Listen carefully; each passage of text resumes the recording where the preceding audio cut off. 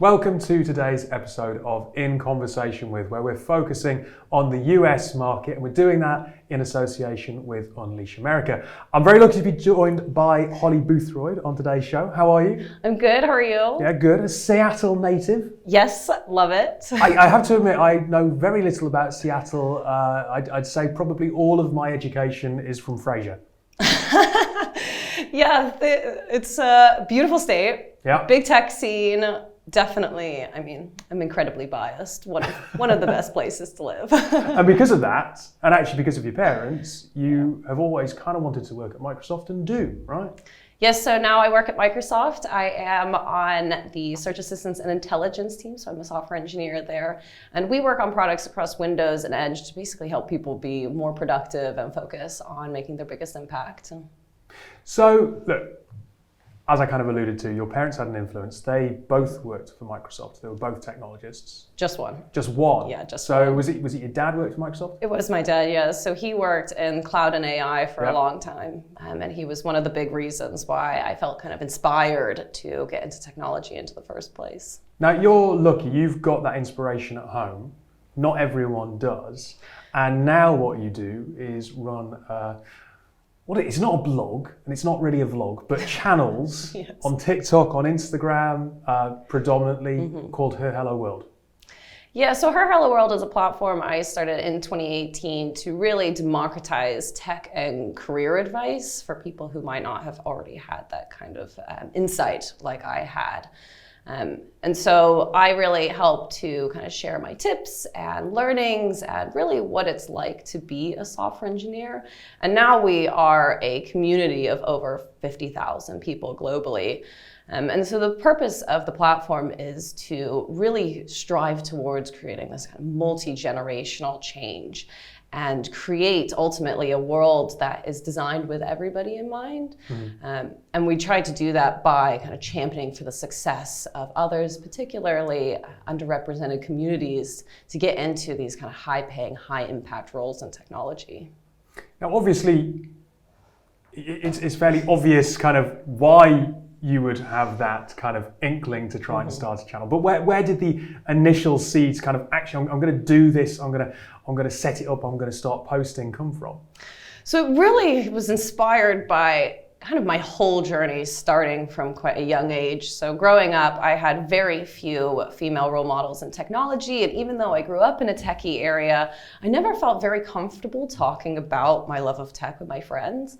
And so it wasn't until I went to university that I started meeting the women in tech community and feeling like I belonged a lot more. And my first start at Microsoft was through an internship. And there I was really lucky to have a set of brilliant mentors who were able to kind of advise me on my first proper steps in the industry. And so I left that year feeling a lot more confident and knowing that this is really the path that I want to take. And so after I graduated university in 2018, that is when I kind of knew that I wanted to be part of the change for somebody else, help others just as I had been helped. And so I looked for places that I could kind of create that impact. And I knew I needed to meet people where they were. And so I saw that there was very little representation of women in STEM on social media platforms. And so I created Her Hello World first on Instagram to kind of be a source of information, give advice, and generally kind of be a friendly face for people to make them feel more comfortable as well. And so it's been an incredible experience for me and to be able to kind of meet all these other people. But my goal is really to kind of help people and make them feel like they belong, just as I kind of felt like I was like able to belong from my women in tech community. You've shared your experiences. And through sharing your own experiences, first as an intern and then obviously the work that you've been doing, that's what's generated that level of interest. You also talked about the fact that it's kind of ideally multi-generational, but it's certainly global. What does that audience ask you? You know, they're getting to watch your journey, your career. What are the questions that prompts? So for the part of my audience that is looking to get into tech, a lot of them actually don't go through the traditional university route, and so they are looking for these alternative paths into the industry. And with that comes that they don't get the traditional support systems either. And so they're kind of missing out on that guidance on how to actually get into the industry and the steps that need to be taken. And so a lot of the questions I get asked are about accessible and affordable learning platforms, learning and career paths to get into particular roles or sectors of the industry, roles that would work with their transferable skills that they might have, as well as how they can start to differentiate themselves in the market. And so for me, when I look at all those questions, it feels like there are gaps that can be filled by companies who are looking to kind of attract this talent, but also showing me that these people are seriously like very keen, passionate, talented people that really want to get into this industry. And personally, I find it incredibly inspiring, like the amount of effort that they're putting in to get into this space. Is there a disconnect there? Because people coming through non-traditional paths, and then I suppose HR and talent professionals might not quite be on the same page yet. Obviously, we know there's a skills gap. We know that organizations have to try and find talent in intuitive, innovative ways. But throughout this series, we've talked to enterprise and corporate HR and talent and people leaders. Do you think those individuals, in your experience, from the panels or the conferences that you've attended, are on the same page as your audience? Yeah, so I think it's interesting, especially when we start to look globally as well. So a lot of people are trying to get into these high-paying, high-impact roles, and a lot of them are based only in particular countries, or there are more roles and opportunities available in certain countries like the US and the UK and things like that. I think one of the big things that is especially being missed in the US is, again, these alternative paths in. It's definitely something that is being explored more and is being invested into, which is great, but I think that we're very much at the start of this journey still. So things like boot camps, where companies are actually partnering with boot camps to employ people after they complete their boot camps, apprenticeship schemes, things like that, where you can start to avoid the very expensive and timely university path. I think people are a lot more interested in going down these alternative routes, especially if they find out and are exposed to the industry much later in their careers. A lot of people, because our initial education paths don't have as much, and at least in my field, computer science training, a lot of people aren't exposed to it until they've already completed their university or already started to get their way into the job market. And it's not until after they get this exposure that they become interested and are starting to look for those alternative paths in. And so I think there is a bit of a disconnect. I think it's starting to get resolved, but there's definitely a lot more investment that needs to be made to meet people where they are and try to train and attract that talent that's available. If you don't mind, just very quickly kind of diving into that idea of boot camps, because I think it's really interesting, because working in the talent industry, you do see a lot of people kind of, become a full stack developer in X many weeks or so on. Yeah. And yet it must have taken you years to get to the level of expertise that you've got.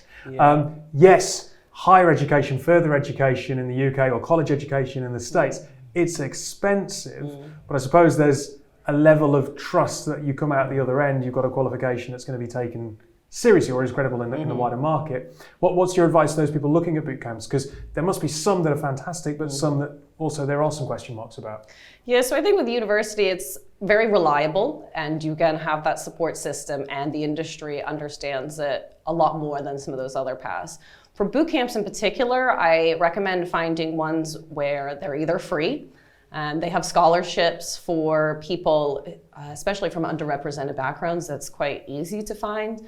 But again, the biggest thing for me, the ones that I have found where people have gone through the boot camps and are successful and quickly land roles are the ones where boot camps have partnerships with companies. And so they're either hired directly from that or receive some kind of career training or interviews. It's things like that that kind of fix that disconnect between, okay, completing this boot camp in a couple of weeks, and now what do I do? So I think boot camps are a great way to get you started. They're a great way to learn one specific area. They'll definitely won't give you the amount of breadth and possibly depth as a degree will give you, but it's a good way of getting into that field that you're interested in and kind of hitting the ground running, and especially when you're supported by a company. I think those are the most kind of successful ways to do that. I've spoken to countless organisations who really struggle to find the best emerging talent. You've got a community of 50,000 people who are interested in this space. Is industry alive to communities like yours? Are they approaching you saying, hang on a minute, if we're looking for 10 or 20 people for a cohort of graduates, perhaps Holly's got a direct line into some of these people. Have they kind of made that connection, or do you still think that I suppose those innovative ways of reaching people are still maybe perhaps beyond where enterprise are thinking?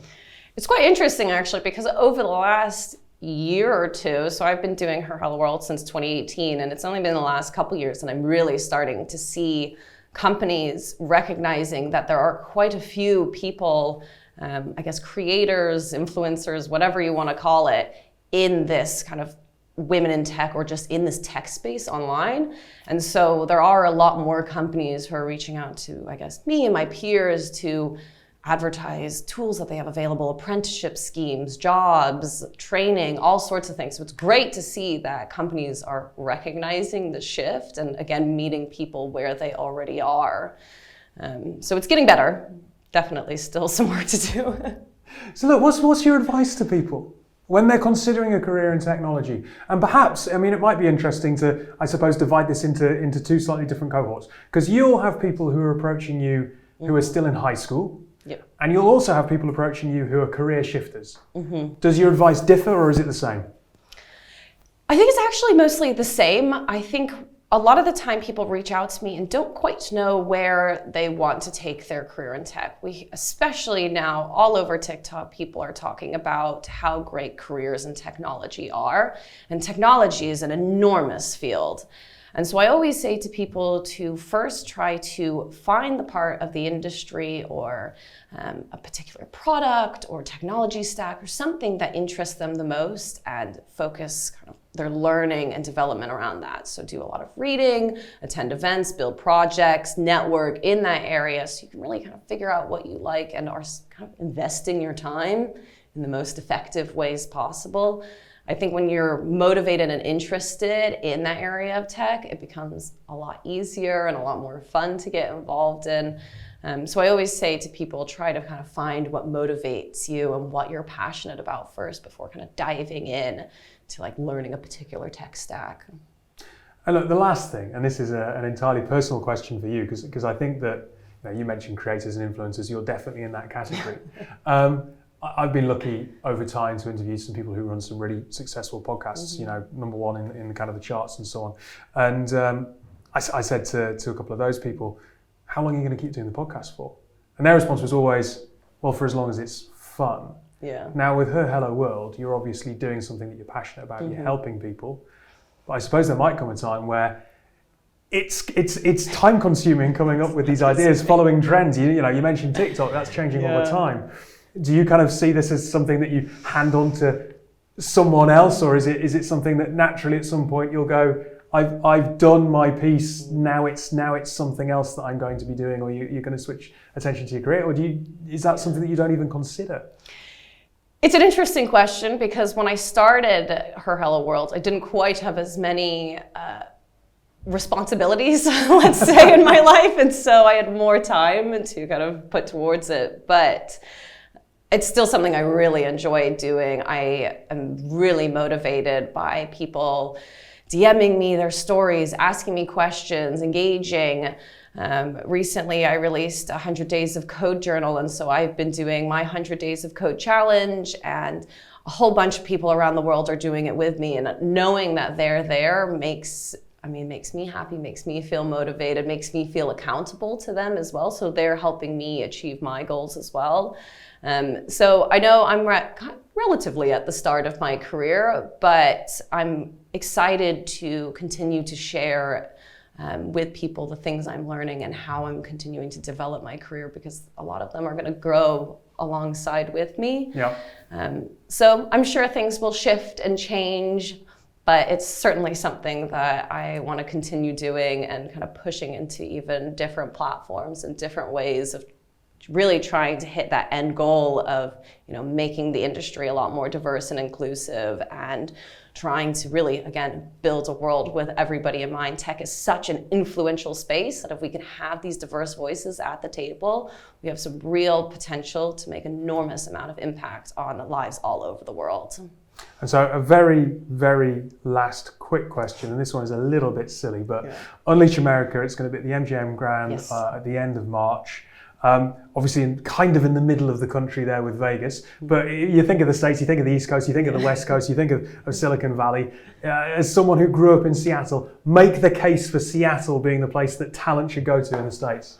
Oh, well, it's one of the biggest tech hubs there is. What I really enjoy about it personally, as somebody who's from there, is it's not quite so touristy as some of the other places like California, New York, things like that. So you have this beautiful, Seattle is set in the most beautiful area with the most beautiful nature. People are basically incredibly intelligent hippies. So it's just a lot. It's just a lot of fun to be. It's a beautiful place to live, and I can see myself being there for a very long time. Look, thank you for your time today. Thank you so much for having me. If you've enjoyed today's episode, head over to the Harvey Nash Group website where you can find all 5 episodes from this run of In Conversation With. And we'll make sure that there are some links in the social posts so you can find out more about Unleash too.